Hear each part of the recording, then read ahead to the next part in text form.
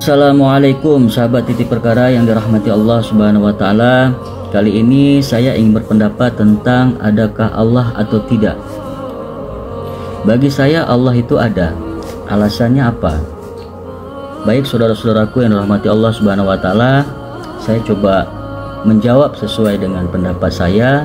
Bismillahirrahmanirrahim. Semoga khususnya kepada pribadi saya akan meningkatkan iman saya dan juga kepada sahabat-sahabat Titik Perkara yang sedang menonton video singkat ini. Cara membuktikan pertama adalah saya berangkat kepada sifat-sifatnya Allah. Kita ketahui bahwa sifat Allah itu ada 20. Yang pertama adanya wujud, adanya qidam, adanya baqa, ada mukhalafatul lil hawadis, qiyamuhu binafsi, dan ilal akhir, sampai akhir ke sifat Allah yang 20. Nah, pada tahapan pertama ini kita akan bahas tentang salah satu sifat Allah yang saya sebut tadi, yakni tentang wujud. Wujud itu adalah kosakata di dalam bahasa Arab dan juga ada bacaan di dalam Al-Quran. Namun penerjemahannya itu sesuai dengan kalimat yang ada pada ayat Al-Quran. Jika kita ambil dalam kosakata bahasa Arab, artinya itu adalah ada. Maknanya apa? Pada momen pertama ini kita sudah harus mengakui bahwa Allah itu ada. Namun tidak puas kita. Tidak dong, itu kan hanya bacaan gitu ya. Allah itu ada gitu. Bagaimana menekankan lagi kepada diri kita bahwa menafsirkan daripada sifat Allah yang tentang wujud? Baik, firman Allah Subhanahu wa taala di dalam Al-Qur'an pada surah Al-Hadid ayat ketiga yang berbunyi, A'udzu billahi minasyaitonir rajim. Bismillahirrahmanirrahim. Huwal awwalu wal akhiru wal zahir wal batin wa huwa bikulli syai'in alim. Yang artinya Allah itu yang pertama, huwal awwalu, dan Allah itu juga yang terakhir. Ya, tidak ada lagi Allah selain Allah yang kita sembah selama ini melalui sholat kita, doa kita, dan ibadah-ibadah kita yang lainnya sesuai dengan syariat Islam. Nah, kemudian Allah juga waz-zahir, zahir Allah itu, dan wal batin, dan Allah itu batin, ya. Dan wa huwa bikulli syai'in alim, Allah mengetahui apa yang sedang kita perbuat. Belum juga kita puas bahwa dengan memperjelas tafsir daripada wujud tadi, ya, sifat Allah tadi di dalam Al-Quran, mari kita berangkat kepada tahapan berikutnya. Allah tidak menampakkan diri, saya belum puas. Coba tolong bahas tentang Allah harus berdiri di depan saya. Baik, bismillahirrahmanirrahim. Saya coba akan berpendapat sesuai dengan yang saya pelajari. Mudah-mudahan jika ada kesalahan nanti silakan komentar pada kolom komentar yang tersedia. Kita umpamakan kita berkehidupan di suatu negara Indonesia. Di dalam negara Indonesia itu ada namanya pemerintahan yang terdiri dari kabinet, menteri sampai kepada jajarannya provinsi, kabupaten, kota hingga kepada tingkat desa. Dipimpin oleh siapa? Namanya presiden. Lalu presiden ini ketika waktu pemilihan menjadi presiden itu kan ada debat.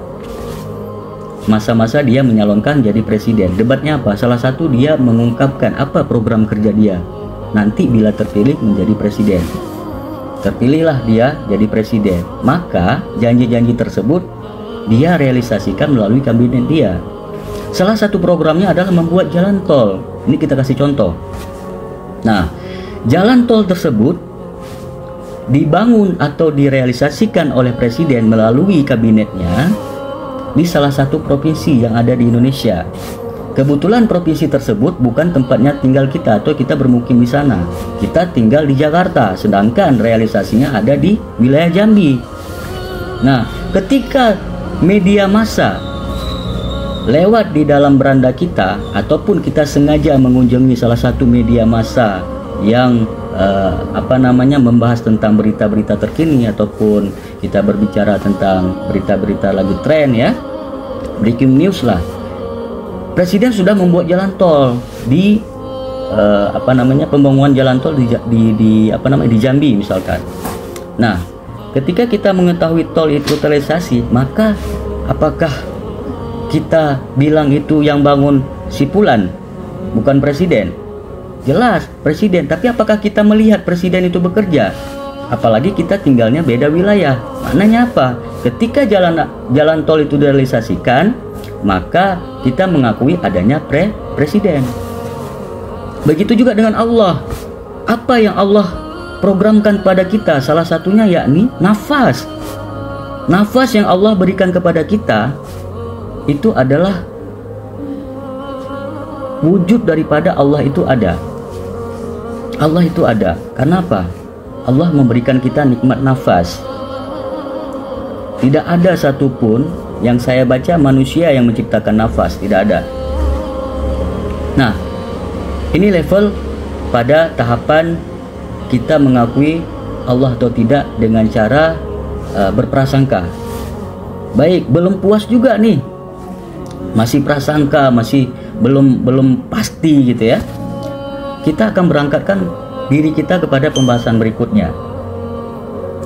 Saya ingin melihat Allah dengan secara langsung. Baik, apakah kita mudah bertemu dengan presiden? Bertemu dengan presiden itu punya protokol, yakni kita harus menyurati dulu ke TU-nya. Kemudian nanti akan dijawab surat kita, apakah presiden tersebut mau bertemu kita atau tidak. Itu yang disebut yang namanya hak prerogatif. Begitu juga dengan Allah Subhanahu wa taala. Allah hanya bertemu dengan hamba yang diinginkan oleh Allah Subhanahu wa taala. Sebagai contoh, Nabiullah Muhammad SAW ketika melakukan Isra Mi'raj, Nabi Muhammad bertemu dengan Allah di Rafah. Begitu juga dengan Nabiullah Musa alaihissalam bertemu dengan Allah. Jadi Allah hanya ingin bertemu dengan hamba-hamba yang diinginkan, sama seperti presiden tadi. Untuk penekanannya ini ya, kenapa harus milih-milih gitu ya? Alasannya mengapa gitu? Karena Allah tahu jika bertemu dengan kita, maka kita tidak akan sanggup melihatnya ataupun menyesuaikan diri dengan Allah. Betapa besarnya Allah pada sifat-sifat Allah berikutnya. Ada qidam, ada qiyamuhu binafsi, dan lain-lainnya. Perumpamaannya adalah sama halnya kita pernah mendengar cerita orang melihat setan atau jin. Ketahuilah bahwa ada pembahasan dalam satu buku tentang jin. Seseorang yang melihat setan atau jin itu bukanlah wujud aslinya. Jika melihat wujud aslinya, maka orang tersebut kalau nggak gila itu minimal maka akan meninggal dunia. Bagaimana level Allah yang maha kuasa? Apakah kita mau lebih daripada perkara mati atau meninggal dunia hanya gara-gara melihat wujud Allah? Wallahu a'lam bishawab. Mohon bantu subscribe. Semoga yang subscribe kami doakan masuk surga.